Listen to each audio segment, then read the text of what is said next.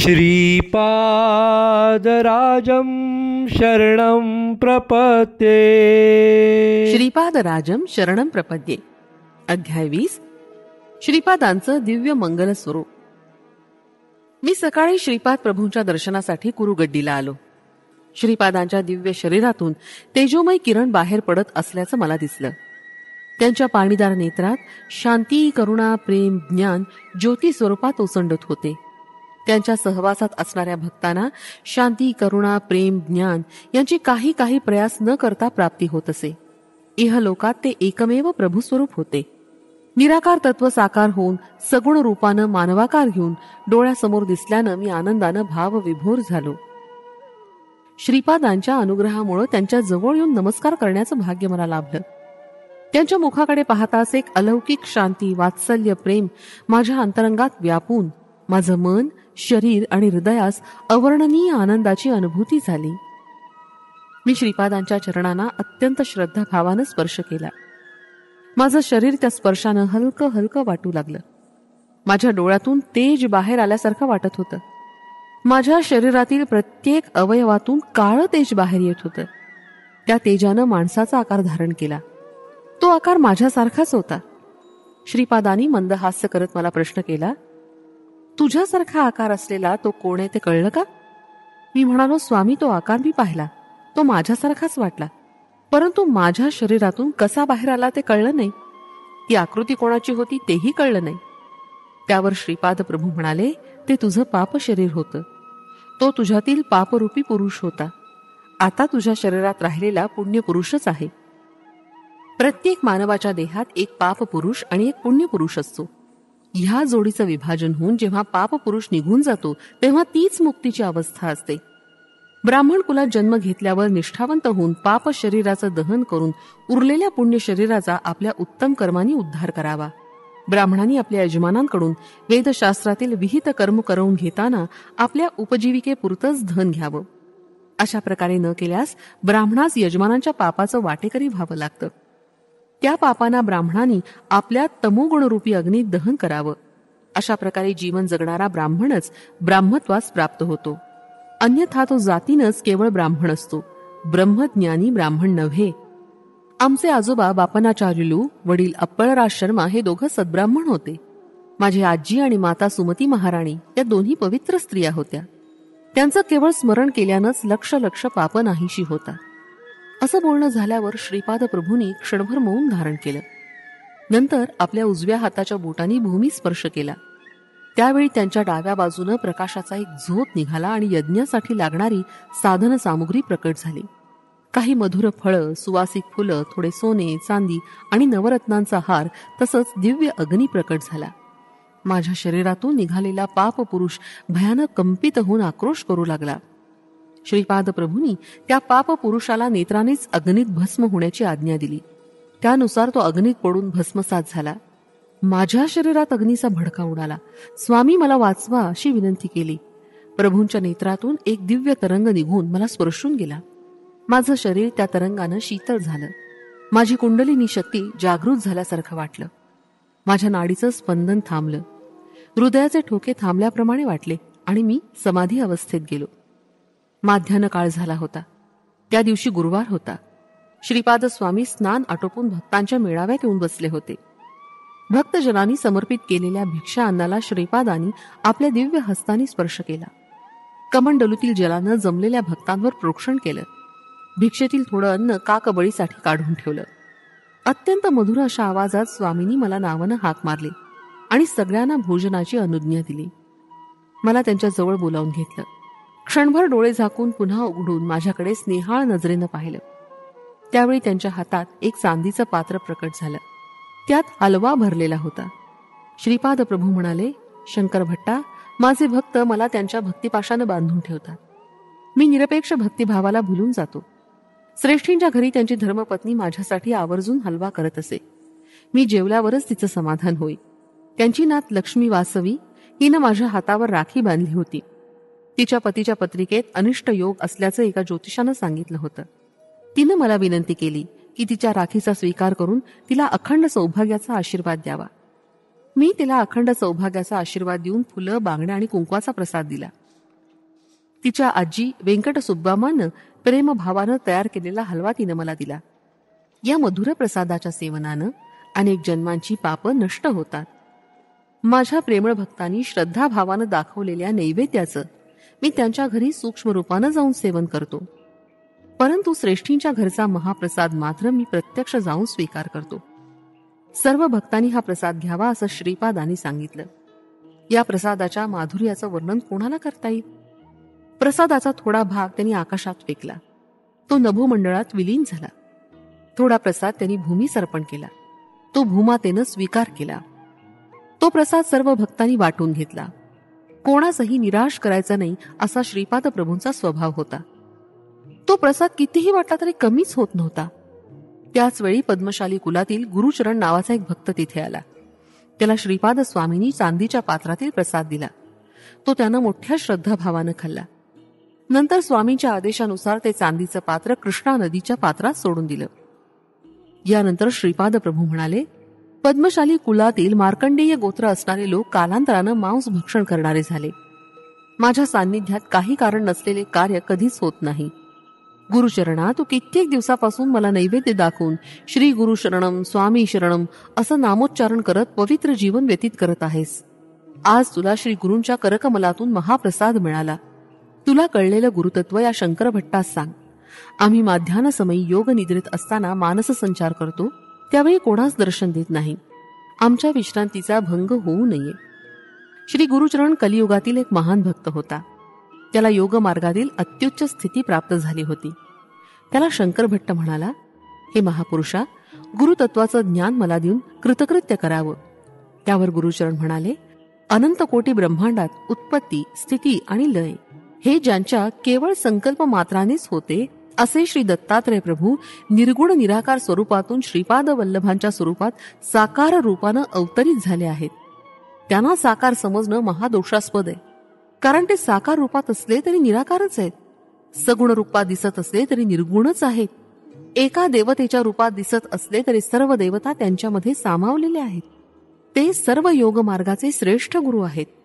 सृष्टीतील अनेक महर्षींनी आपापल्या साधन वैशिष्ट्यानं साक्षात्कार करून घेतलेल्या देवतांचं स्वरूप म्हणजेच श्रीपादांचं दिव्य रूप होय. पूर्व काळापासून महर्षींना अनेक दिव्य शक्ती प्राप्त होत्या. वशिष्ठ ऋषी हव्ययुक्त यज्ञ करीत असत. विश्वामित्र ऋषी हव्य सामुग्री शिवाय यज्ञ करत. जमदग्नी ऋषी विश्वामित्र ऋषींचं अनुकरण करत. आपले श्रीपाद प्रभू सर्व प्रकारच्या यज्ञांचं समर्थन करत.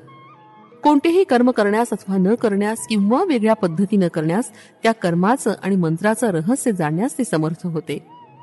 श्रीपाद प्रभू सर्व समर्थ असून सर्व कर्मांचं रहस्य जाणणारे असल्याने त्यांना त्या त्या व्यक्तीच्या आचरणाचं सूक्ष्म ज्ञान होतं.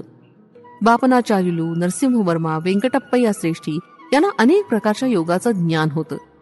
सर्व शक्तीमध्ये प्रेमशक्ती सर्वात श्रेष्ठ आहे. या तिघांना श्रीपाद प्रभूंची वात्सल्य भक्ती प्राप्त होती.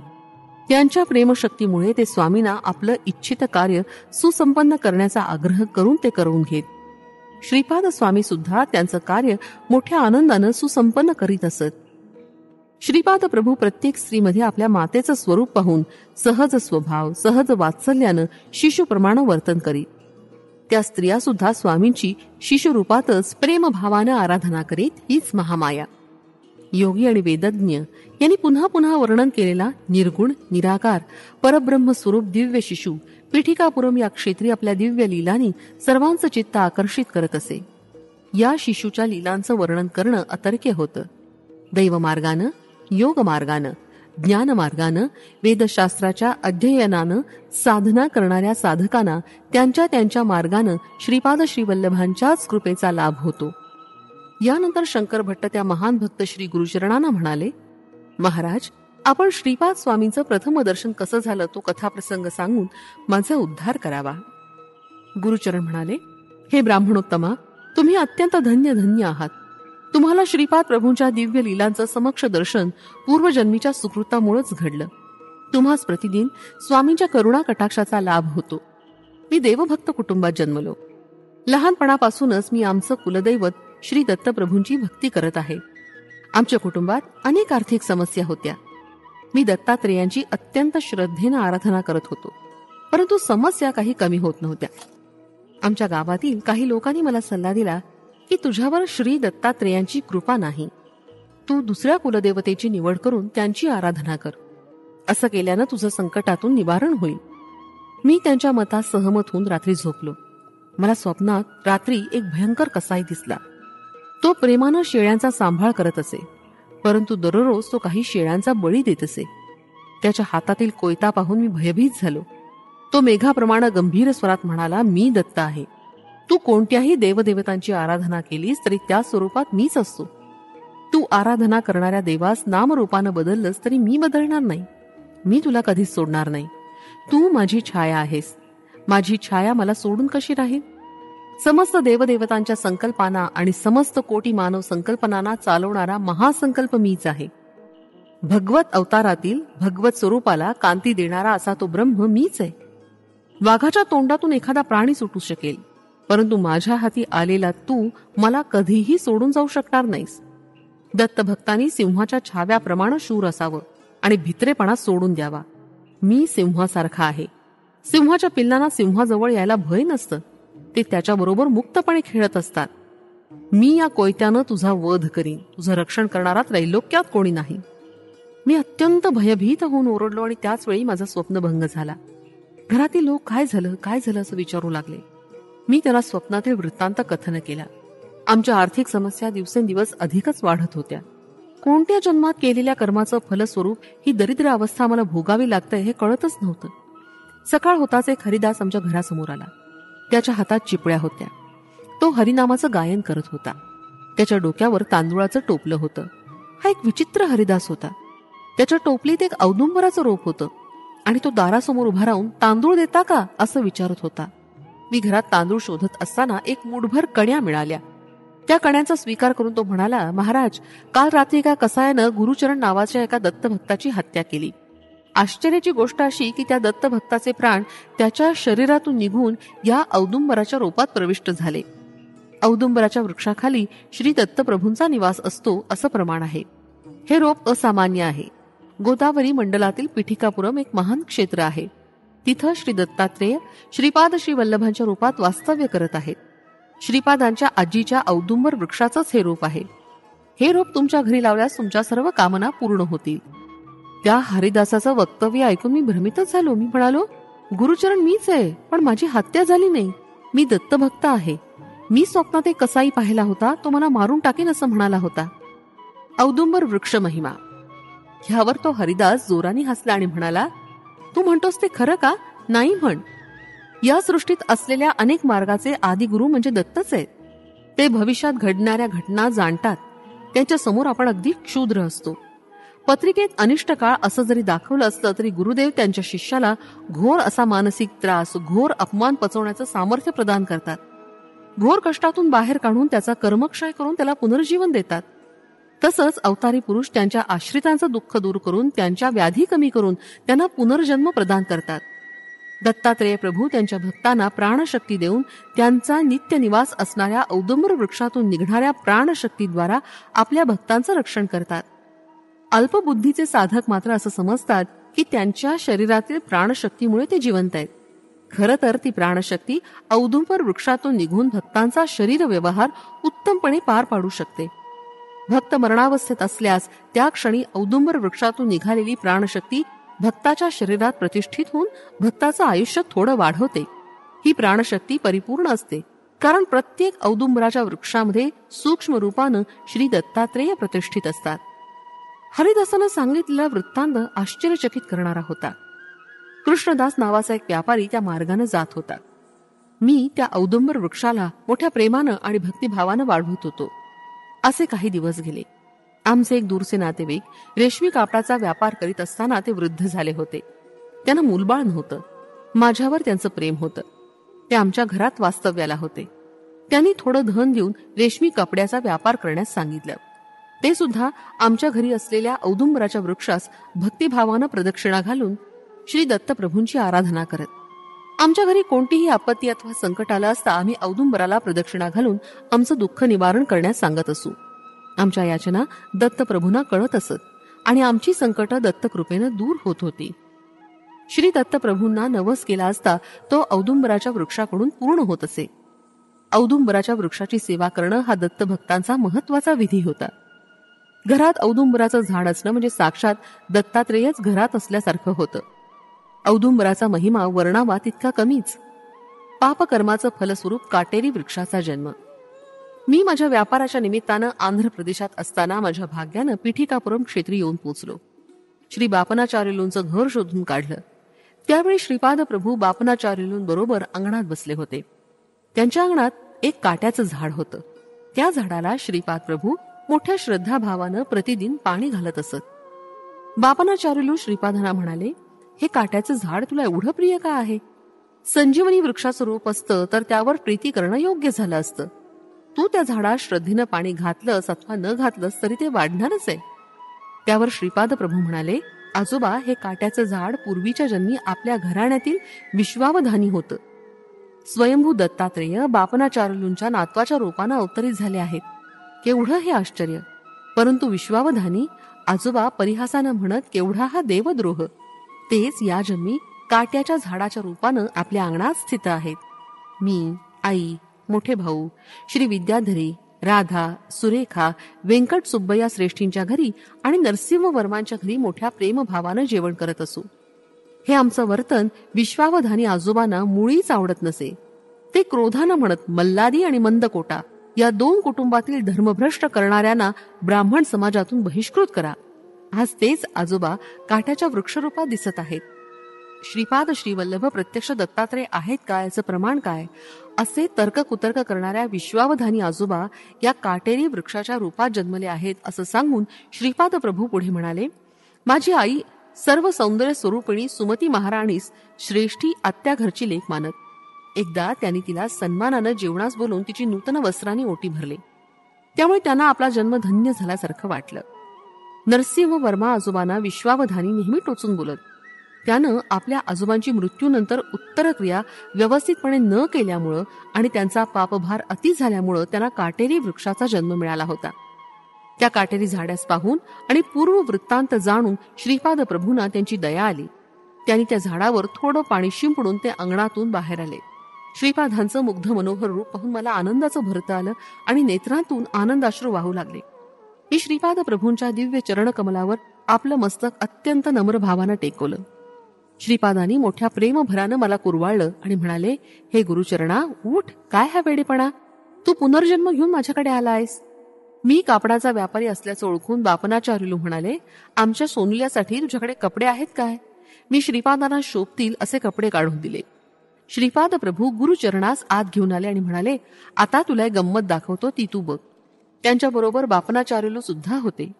श्रीपाद प्रभू सर्वांना त्या काटेरी झाडाजवळ घेऊन गेले आणि म्हणाले, हे विश्वन्ना आजोबा, तुमच्या मुलांनी श्राद्धरहित श्राद्ध कर्म केल्यानं आणि बापनाचार्युलूंसारख्या महापुरुषाची अकारण निंदा केल्यानं तुम्हाला हा काटेरी झाडाचा जन्म आला. हा गुरुचरण तुमचा पूर्वजन्मीचा पुत्र आहे. याच्या हातून श्रद्धापूर्ण भावानं मी आपलं उत्तर कर्म करवून घेईल. यासाठी तुमची संमती आहे ना? हे प्रभूंचं वक्तव्य ऐकून आम्ही सर्व आश्चर्यचकित झालो. त्या काटेरी झाडास आच्छादलेला विश्वावधानींचा प्रेतात्मा म्हणाला, यापेक्षा मोठं भाग्य ते कोणतं? श्रीपादांनी गुरुचरणास ते काटेरी झाड उपटून काढून त्यास अग्नी देण्यास सांगितलं. गुरुचरणानं श्रीपाद प्रभूंच्या सांगण्याप्रमाणे ते काटेरी झाड उपटून त्याचं दहन केलं आणि नंतर स्नान केलं. स्नानानंतर प्रभूंनी त्यास विभूती लावण्यास सांगितलं. त्यावेळी श्रीपाद म्हणाले, भगवान शिव जे भस्म धारण करतात ते महायोगी, महान तपस्वी, महान भक्त, महान सिद्ध पुरुष यांच्या मृत्यूनंतर त्यांच्या शरीराच्या दहनाची पवित्र विभूती असते. शिवप्रभूच्या तेजोमय वलयात हे महात्मे ऐक्य स्थितीत विश्राम करतात. वानर, सर्प, गाय या पशूंची न कळत आपल्या हातून हत्या झाल्यास त्यांची न चुकता उत्तर क्रिया करावी. त्यांचं श्रद्धापूर्वक दहन करून अन्नदान करावं. मंत्रपूर्वक करण्याचा कोणताही विधी करण्याची इथे आवश्यकता नाही. आपल्या पूर्व ऋणानुबंधनानं कोणत्या जीवाची नकळत हत्या झाल्यास त्यांचं श्रद्धापूर्वक दहन करावं. असं केल्यानं पापकर्माचा नाश होतो आणि त्या प्राण्यांना सद्गती मिळते. पूर्व काळात गौतम नावाचे एक महर्षी होते. त्यांची पत्नी अहल्या एक महान पतिव्रता स्त्री होती. त्यांनी विश्वशांतीसाठी कोटी कमलानं यज्ञ केला होता. गौतम महर्षी आपल्या तपोबलानं घरासमोर अन्नधान्याचं पीक उगवत असत. मानवाला आहाराशिवाय जीवन जगणं शक्य नाही. महर्षी गोधनाची सुद्धा वृद्धी करत, तसंच गो अमृतासारख्या पदार्थांची निर्मिती करत. श्रीपाद प्रभू पुढे म्हणाले, यज्ञ याग न केल्यास विश्वनियंता, देवता आणि मानव यांच्या परस्पर सहकार्यानं चालणारं जीवन निरर्थक होऊन धर्माला ग्लानी येते. माया निवारणासाठी, गोहत्येचं पातक निवारण्यासाठी गोदावरी नदी गौतम ऋषींच्या सहाय्यानं अवतरित झाली. त्यांच्या या महान कार्यासाठी सारा जनसमुदाय त्यांचा अत्यंत ऋणी आहे. विश्वावधानी हा गौतम गोत्रातीलच होता, परंतु त्याचा संबंध या गोत्रात जन्म घेण्यापुरताच होता. त्रेतायुगात पिठिकापुरम या क्षेत्रात सावित्री काटक नावाचा यज्ञ करण्यात गौतम महर्षींचा मोठा भाग होता. विश्वावधानींच्या भाग्यानंच त्याला पिठिकापुरम इथं जन्म मिळाला आणि अत्यंत दुर्लभ असं माझं दर्शन त्याला झालं. तो अयोग्य असला तरी माझ्या निर्व्याज्य प्रेम करुणेनं त्याला सद्गती मिळाली. ही सद्गती श्री दत्तात्रेय प्रभूंच्या कृपाप्रसादानं प्राप्त झाली. ऋणानुबंध नसेल तर कुत्रा सुद्धा जवळ येत नाही. आपणास कोणी सहाय्य मागण्यास आल्यास आपण शक्य तेवढी मदत करावी. मदत करणं शक्य नसल्यास आपल्या मधुर वाणीनं आपली असमर्थता व्यक्त करावी, परंतु निष्ठुर होऊ नये. जर तुम्ही कठोर वागल्यास सर्व भूतांमध्ये चैतन्य रूपानं वास करणारा मी सुद्धा तुमच्या बरोबर तसंच वर्तन करीन.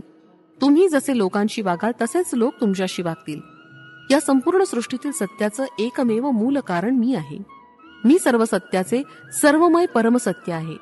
वेदात सुद्धा असं सांगितलंय की ज्ञानाचं अंतिम सत्य ब्रह्म आहे. श्रीपाद प्रभूंचं हे वक्तव्य ऐकून बापनाचार्यूंच्या डोळ्यातून आनंदाश्रू वाहू लागले. मोठ्या प्रेमभावानी श्रीपादांनी ते आपल्या बाल हाताने टिपले आणि म्हणाले, आजोबा, तुम्ही सर्वदा माझ्या ध्यानातच असता. तुमचा जन्म धन्य आहे. मी नृसिंह सरस्वतीच्या अवतारात अगदी तुमच्यासारखंच रूप धारण करणारे हे त्रिवार सत्य आहे. बोलताना श्रीपादांनी आजोबांचा हात हातात घेतला होता. त्यावेळी बापनाचार्यू म्हणाले, श्रीपादा, माझ्या मनात कित्येक दिवसापासून एक शंका आहे, विचारू का? त्याच क्षणी श्रीपाद चिरहास्य करून म्हणाले, माझ्याकडे काय शंका आहे? मी 10 वर्षाचा बालक तुमच्या शंकेचं समाधान कसं करू शकेन? प्रयत्न करून पाहीन. यावर बापनाचार्यूंनी प्रश्न विचारण्यास आरंभ केला. ते म्हणाले, सृष्टी, स्थिती आणि लय यांचे कर्ते ब्रह्मा, विष्णू आणि महेश आहेत ना?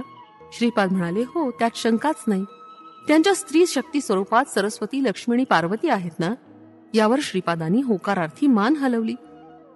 या त्रिमूर्तींना आणि त्यांच्या 3 शक्तींना निर्माण करणारी आदी पराशक्ती आहे ना? श्रीपाद म्हणाले, हो.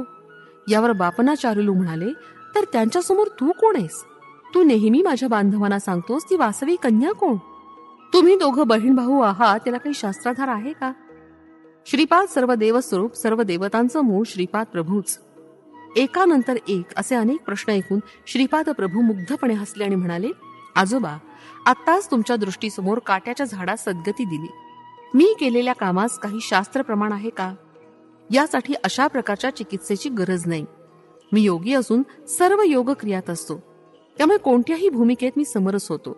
सृष्टी ही माझीच माया आहे. तिलाच आपण सृष्टी मानतो. संपूर्ण सृष्टीत एकच भगवत चैतन्य भरून राहिलं आहे. ते विविध स्थितीत आणि विविध अवस्थेमध्ये परिणामाला वशीभूत होऊन राहिलं आहे. या परिणाम क्रमाला कालाचा आधार आहे. कालाचं ज्ञान प्राप्त होत असल्यानं परिणाम चक्र अनुभवास येतं. या कालाची गणना आकाशातील सूर्य, चंद्र, तारे, ग्रह यांच्या गतिमानानं कळते. अत्री महर्षींना त्रिकालाचं आणि 3 अवस्थांचं ज्ञान होतं. या सृष्टीतील एक महान पतिव्रता म्हणून अनसूया माता प्रसिद्धी पावली. श्रीपाद प्रभू पुढे म्हणाले, मला सृष्टी, स्थिती आणि लय तसंच स्थूल, सूक्ष्म आणि कारण अशा 3 देहांबद्दल आणि भूत, भविष्य आणि वर्तमान कालाबद्दल एकाच कालात अनुभव येतो. त्यामुळे माझं नित्य वर्तमानच असतं. घडून गेलेलं, घडत असलेलं आणि पुढे घडणारं हे सर्व मी एकाच काळात अनुभवतो. अशा स्थितीत त्रिमूर्ती, त्रिशक्ती माझ्यात असणं ही आश्चर्याची गोष्ट नाही. त्रिमूर्ती, त्रिशक्ती सृष्टीच्या उपपत्तीच्या अगोदर आदी पराशक्तीच्या रूपानं होती ही गोष्ट खरीच आहे. मी आणि आदी पराशक्ती दोघं अभिन्न स्वरूपात आहोत. यातील एक सूक्ष्म अंश असल्यानं समस्त सृष्टीतील मातृगर्भात एक महासंकल्प आदी पराशक्ती रूपानं विलसत असतो. तेच ब्रह्मयोनी स्वरूप आहे. त्यातूनच त्रिमूर्ती, त्रिशक्तींचा आविर्भाव झाला. या आदी पराशक्तीस निर्माण करण्याचा संकल्प असो की सृष्टी रचनेचा संकल्प असो, तो कसा संभव आहे याची प्रबोधन शक्ती मीच आहे. यामुळे महासंकल्प स्वरूप मीच आहे. त्या महासंकल्प सिद्धीसाठीच आदी पराशक्तीचा आविर्भाव झाला. तसंच त्रिशक्तीचा आविर्भाव झाला. तो महासंकल्प रूपच परमगुरु स्वरूप आहे. हा अत्यंत रहस्यपूर्ण विषय आहे. या महान संकल्प स्वरूपात संकल्प मिळताच तो तत्काळ सिद्ध होतो. संकल्प होणं आणि सिद्धी पावणं हे दोन्ही एकाच वेळी घडत असतं. सर्व शक्तींना धरून ठेवणारी मूळ शक्ती मीच आहे. सृष्टीतील माता शिशु संबंध, पिता पुत्र संबंध, पती पत्नी संबंध, भाऊ बहीण संबंध हे अनिवार्य संबंध आहेत. या पवित्र संबंधांना आदर्श स्वरूप म्हणून देवी देवता पृथ्वीवर अवतरित होतात. जीव म्हणजे मायेची शक्ती. मी मायेच्या अतीत असलेली महाशक्ती आहे. मायाशक्ती असो अथवा महाशक्ती असो, ती योगशक्तीमुळेच फलद्रूप होत असते. जी महाशक्ती स्त्री स्वरूपात वासवी कन्यका म्हणून ओळखली जाते, तीच महाशक्ती पुरुष स्वरूपात श्रीपाद श्रीवल्लभांच्या रूपात अवतरली आहे. या दोन्ही शक्तींचा आविर्भाव सुद्धा महासंकल्पाला अनुसरूनच आहे. आदी पराशक्तीची अथवा मूळ दत्त स्वरूपाची आराधना केली असता त्रिमूर्ती आणि त्रिशक्ती अंतर्लीन होतात. त्या दैवी संबंधांना आणि त्यांच्या तत्वांना त्या स्थितीतील अनुभूती केवळ साधना संपन्न जीवांना अवगत होते. श्रीपाद प्रभूंची आराधना करणाऱ्या साधकांच्या पापाचं निवारण. मृगाजवळ जाऊन त्याला संस्कृत व्याकरणाचा बोध करणं निरर्थक असतं. संस्कृत शिकून त्या नीच योनीतून मुक्तता मिळवायची असल्यास मानव जन्मातील मिळणारी समर्थता असणाऱ्या व्यक्तीकडून व्याकरण शिकलं पाहिजे. माझा प्रत्येक जीवाशी अंतर्गत संबंध असल्यानं मी जीवाचे संस्कार आणि मलिनता स्वीकारतो. प्रतिदिन केलेल्या स्नान संध्या जपादिकांमुळे जीवांची मलिनता मी दग्ध करून त्याला त्या परिणामांपासून मुक्त करतो. वास्तविक पाहता माझी पूजा करण्याची आवश्यकता नाही. माझी आराधना करणाऱ्या भक्तांचे पापसंस्कार मी आकर्षित करून घेतो. भक्तांनी आपापल्या कुलदैवतांची पूजा केल्यास ती माझ्या स्वरूपाची स्थूल पूजा होईल. ती पूजा केल्यानं मिळणारं महाफल माझी आराधना करणाऱ्या भक्तांना मी अर्पण करतो.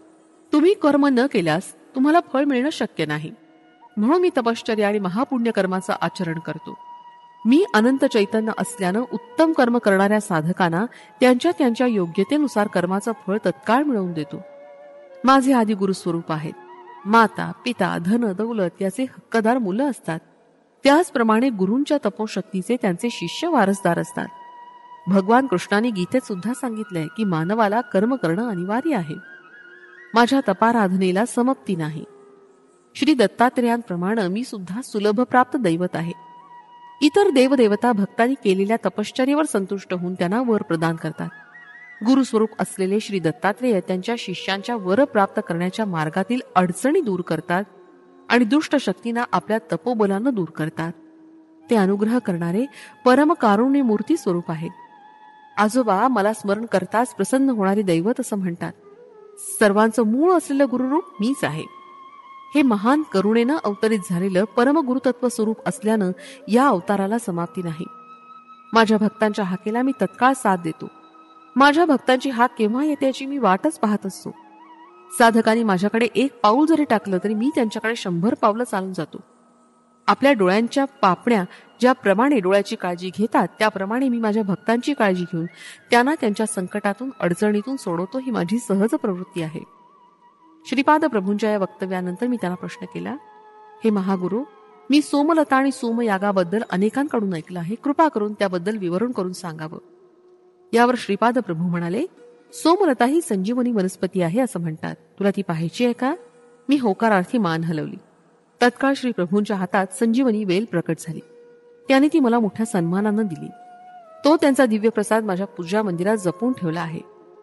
श्रीपाद प्रभू पुढे म्हणाले, ही संजीवनी वनस्पती हिमालयातील पर्वत श्रेणी, काश्मीरमधील मानस सरोवराजवळ, सिंधू नदीच्या उगमस्थानाजवळ, मल्लिकार्जुन प्रभूंचा नित्य निवास असलेल्या श्रीशैल्य पर्वतावर, सह्याद्री, महेंद्र, देवगिरी, विंध्य पर्वत श्रेणी, बदरी अरण्यात मिळते. या मुळीच्या प्रभावानंच लक्ष्मणाची मूर्छा दूर झाली होती.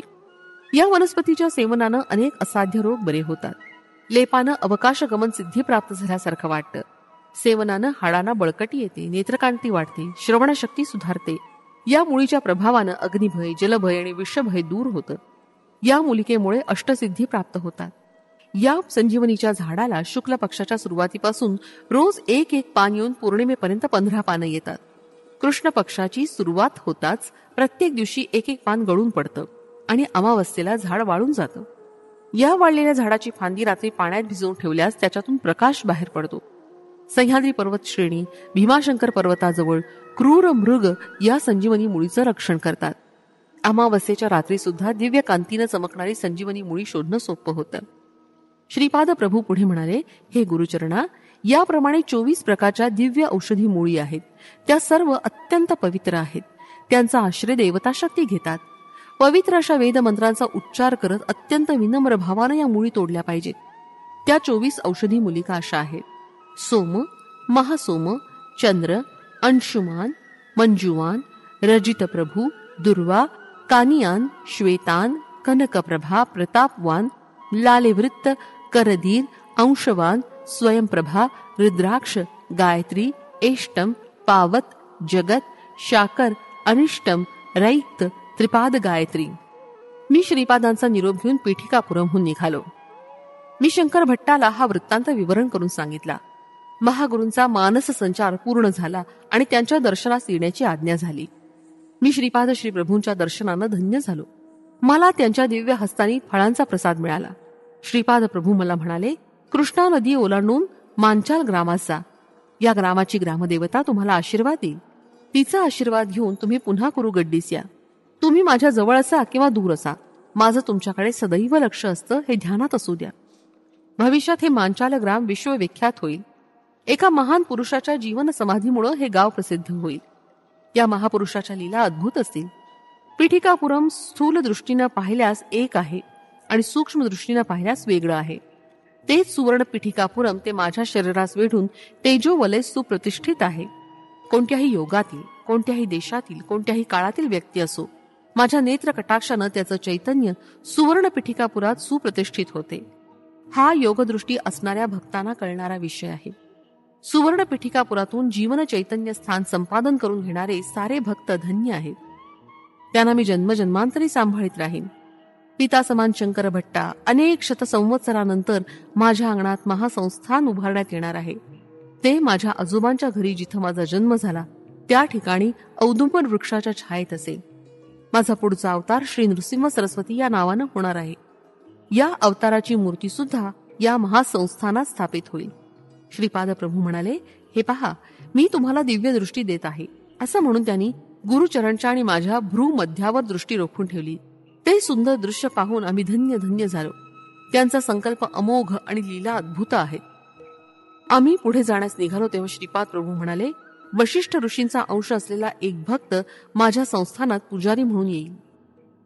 फलश्रुती कष्ट नष्ट निवारण. श्रीपादराजं शरणं प्रपद्ये.